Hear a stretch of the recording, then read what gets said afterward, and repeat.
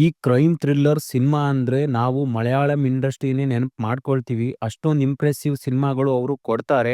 ಆದ್ರೆ ಈಗ ನಮ್ಮ ಕನ್ನಡ ಭಾಷೆಯಲ್ಲಿ ಬಂದಿರೋ ರಕ್ಕಸಪುರದೋಳ್ ಸಿನಿಮಾ ನೋಡಿ ತುಂಬಾ ಖುಷಿ ಆಯ್ತು. ಇದೊಂದು ಮಿಸ್ಟ್ರಿ ಸೈಕಾಲಜಿಕಲ್ ಥ್ರಿಲ್ಲರ್. ಈ ತರ ಸಿನಿಮಾ ನಮಗೂ ಬೇಕಾಗಿತ್ತು. ಸೊ ಸಿನಿಮಾ ನೋಡಿ ಏನೆಲ್ಲ ಇಷ್ಟ ಆಯ್ತು, ಏನೆಲ್ಲ ಬೆಟರ್ ಆಗ್ಬೋದಿತ್ತು ಅಂತ ಡೀಟೇಲ್ ಆಗಿ ನೋಡ್ಕೊಂಡ್ ಬರೋಣ. ಅದಕ್ಕಿಂತ ಮುಂಚೆ ನಮ್ಮ ರಿವ್ಯೂ ಇಷ್ಟ ಆದ್ರೆ ಸಬ್ಸ್ಕ್ರೈಬ್ ಮಾಡಿ, ಸಪೋರ್ಟ್ ಮಾಡಿ. ರಕ್ಕಸಪುರದೋಳ್ ಇದು ರವಿ ಸಾರಂಗ ಅವರು ಡೈರೆಕ್ಟ್ ಮಾಡಿರೋ ಮೊದಲ ಸಿನಿಮಾ. ಇನ್ನು ಕತೆ ವಿಚಾರಕ್ಕೆ ಬಂದ್ರೆ, ಪೊಲೀಸ್ ಆಫೀಸರ್ ಆಗಿರೋ ನಮ್ಮ ಹೀರೋ ಈಗ ಸಸ್ಪೆಂಡ್ ಆಗಿರೋದ್ರಿಂದ ಅವನಿಗೆ ಲೋ ಕ್ರೈಮ್ ಇರೋ ಒಂದು ಊರಿಗೆ ಟ್ರಾನ್ಸ್ಫರ್ ಮಾಡ್ತಾರೆ.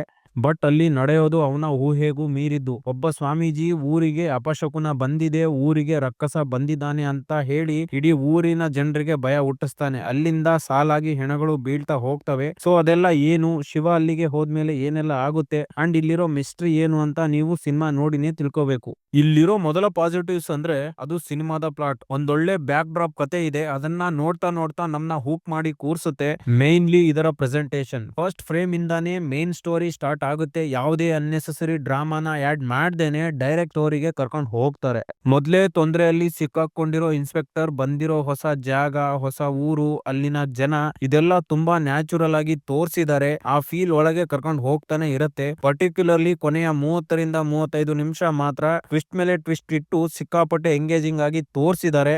ಈವನ್ ಫ್ಲಾಶ್ ಬ್ಯಾಕ್ ಪೋರ್ಷನ್ ಕೂಡ ಸಿನಿಮಾಗೆ ತುಂಬಾ ಪುಷ್ ಕೊಟ್ಟಿದೆ. ಸ್ಪೆಷಲಿ ವಿಲನ್ ಪಾತ್ರ, ಅವರಿಗೆ ಕೊಟ್ಟಿರೋ ಕ್ಯಾರೆಕ್ಟರ್, ಇದೆಲ್ಲ ಹೆವಿ ಇಷ್ಟ ಆಯ್ತು. ತುಂಬಾ ಚೆನ್ನಾಗಿ ಬರ್ಕೊಂಡಿದ್ದಾರೆ ಆ ಭಾಗನ.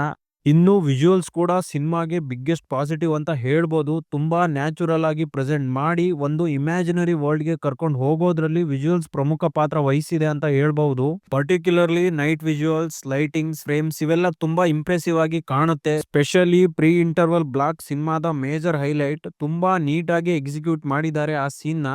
ಇನ್ನು ಪರ್ಫಾರ್ಮೆನ್ಸಸ್ ಬಗ್ಗೆ ಹೇಳ್ಬೇಕಾದ್ರೆ, ಮೊದ್ಲೇ ಹೇಳಿದಾಗೆ ವಿಲನ್ ಪಾತ್ರ ಸಖತ್ ಆಗಿ ಡಿಸೈನ್ ಮಾಡಿ ಅದನ್ನ ತುಂಬಾ ಚೆನ್ನಾಗಿ ಕ್ಯಾರಿ ಮಾಡಿದ್ದಾರೆ.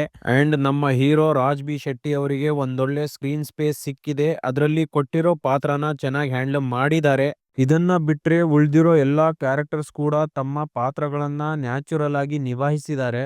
ಇನ್ನು ಇಲ್ಲಿರೋ ನೆಗೆಟಿವ್ಸ್ ಅಂದ್ರೆ ಅದು ಸಿನಿಮಾದ ಸೆಕೆಂಡ್ ಹಾಫ್.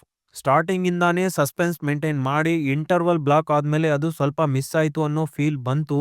ಇನ್ವೆಸ್ಟಿಗೇಷನ್ ಪ್ರೋಸೆಸ್ ಅಲ್ಲಿ ಫ್ಲೋ ಸ್ವಲ್ಪ ಹಿಂದೆ ಉಳಿದಂತೆ ಅನ್ಸ್ತು. ಕಂಟಿನ್ಯೂಟಿ ಕೂಡ ಸ್ವಲ್ಪ ಕಮ್ಮಿ. ಅದಕ್ಕೆ ಲಾಜಿಕಲ್ ಎಂಡಿಂಗ್ ಕೂಡ ಇನ್ನೂ ಬೆಟರ್ ಆಗ್ಬೋದಿತ್ತು ಅಂತ ಅನ್ಸ್ತು. ಅರ್ಜುನ್ ಜನ್ಯ ಅವರ BGM ಸಿನಿಮಾಗೆ ತುಂಬಾ ಸಪೋರ್ಟ್ ಮಾಡಿದೆ. ಒಂದು ಥ್ರಿಲ್ಲರ್ ಸಿನಿಮಾಗೆ ಬೇಕಾಗಿರೋ ಟೆನ್ಷನ್ ಅಂಡ್ ಮೂಡ್ ನ ಸಕ್ಸಸ್ಫುಲಿ ಕ್ರಿಯೇಟ್ ಮಾಡಿದ್ದಾರೆ. ಸೊ ಓವರ್ ಆಲ್ ಆಗಿ ಇದೊಂದು ಡೀಸೆಂಟ್ ಸಿನಿಮಾ ಅಂತ ಹೇಳ್ತೀನಿ. ನಮ್ಮಲ್ಲೂ ಒಂದೊಳ್ಳೆ ಪ್ರಯತ್ನ ಮಾಡಿದ್ದಾರೆ. ಫ್ಯಾಮಿಲಿ ಜೊತೆ ನೋಡ್ಬಹುದು, ಯಾವುದೇ ಪ್ರಾಬ್ಲಮ್ ಇಲ್ಲ. ಇನ್ನು ನೀವೇನಾದ್ರೂ ಸಿನಿಮಾ ನೋಡಿದ್ರೆ ನಿಮ್ಗೆ ಎಂತ ಅನುಭವ ಕೊಡ್ತು ಅಂತ ಕಮೆಂಟ್ ಅಲ್ಲಿ ತಿಳಿಸಿ. ವಿಡಿಯೋ ಇಷ್ಟ ಆಗಿದ್ರೆ ಸಬ್ಸ್ಕ್ರೈಬ್ ಮಾಡಿ, ಸಪೋರ್ಟ್ ಮಾಡಿ ಅಂತ ಹೇಳ್ತಾ ಸಿಗುವ.